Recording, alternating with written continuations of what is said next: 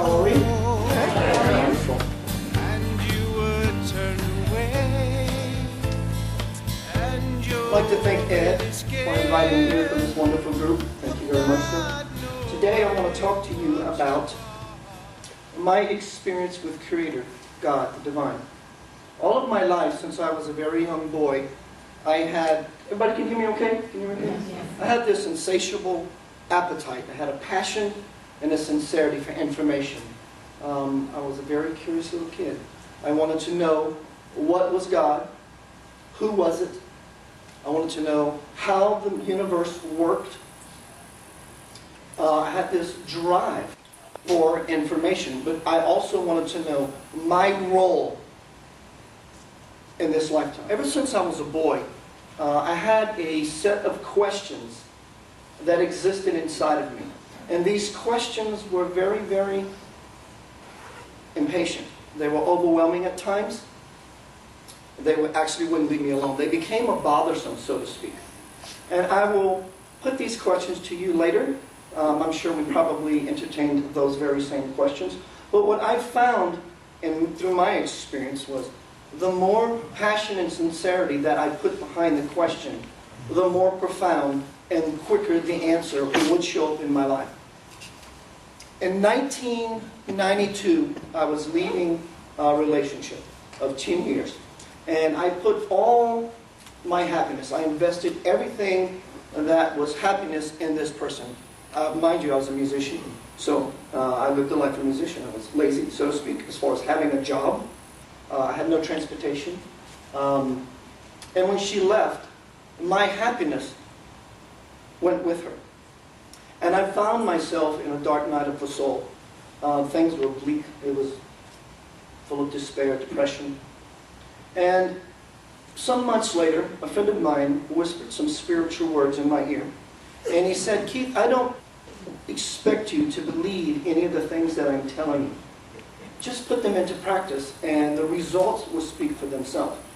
And so I go home, and I start doing a meditation with certain prayer, basically changing my attitude. Truly, it was just a shift in my attitude, because I was willing to do anything at that point. All I had, the only place I could go was up. But I was willing to do anything. And that shift in my attitude to sincerity and passion brought a pretty profound experience. In 1996, one night after playing music, keep in mind, just prior to that, maybe a month before, I'm still obsessing about my girlfriend, who's no longer my girlfriend. And I found myself saying this prayer for about 3 weeks to a month. And the prayer was very simple. It was just, "I want to hear your voice," meaning God. And though I said this prayer 3 weeks to a month, I don't think at all it was the length of time that I was trying to convince God that I was serious. I had to ask only one time because I wanted it. It was breath to me at that point in my life. And so one night after playing music, I go to bed, and I was awakened out of my sleep by a voice. And the voice said, "Good morning, Keith, it's time for you to wake up." And so I'm leaning up out of my bed, standing up, thinking that someone was in my house, knocked on the door, and I didn't hear them. And so they helped themselves in just to wake me up so we can continue some of the errands we had to run that day.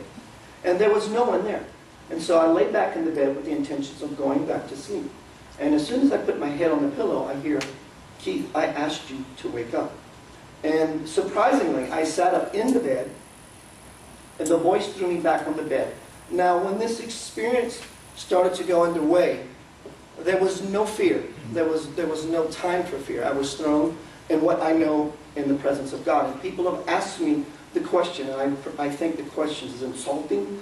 I think it's actually quite silly. And the question is, how do you know that you were talking to God? The question for me becomes, how can you not know when you're standing in the presence of the Absolute? It had no agenda whatsoever except to love me and appreciate me and to support me in a better life, to become all that I can possibly be. As this experience was happening, I was not receiving information in the form of linear thoughts that follow thoughts.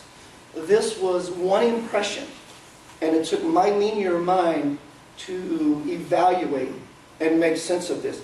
As this voice would speak, not only could I hear it in a form of audible thought, I can see the voice, I can smell the voice, I can taste the voice, I can feel it. I became aware of my immediate surroundings on higher level. I was aware of the molecules on the wall, where they've been, why they were there, and where they were going next. Some people call this a superconscious experience.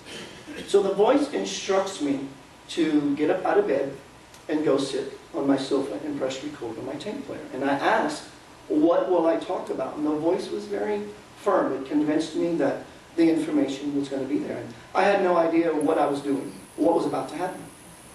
Before this moment happened, I never saw this coming. Once the experience happened, I knew it was always supposed to, depending on my willingness to participate. My willingness to participate. And asking that question, I need to hear your voice, was me showing the intention to sincerely plug into the God system. So I sit on the sofa and press record, and out came volumes, excuse me, upon volumes of information of things I've never heard of to that point. But early in my life, wanting to seek spirit, wanting that information about God, the universe, and my role, I joined the Altar Boy program between the ages of 8 and 10. It satisfied some of my curiosity, but I was hungry. It was like just a snack. It wasn't enough for me. And so about the age of 12, 13, 14, maybe even up to 15, I started playing guitar. My father puts a guitar in my hands, and I really, really loved it. But something was missing from my life. At the age of 15, I went to a seminary. I went to a Cursillo. I did a Cursillo weekend. I loved it. I was wanting to become a priest, and I was very, very passionate and sincere about that. And so my father, for one Christmas, buys me an electric guitar. Fell in love with it, so I put God in the closet. The guitar stayed out. And because of where I grew up, how I grew up, and all that was instilled in me since I was a child, God and music, at least the rock and roll music I wanted to play, could not coexist. So I made a choice.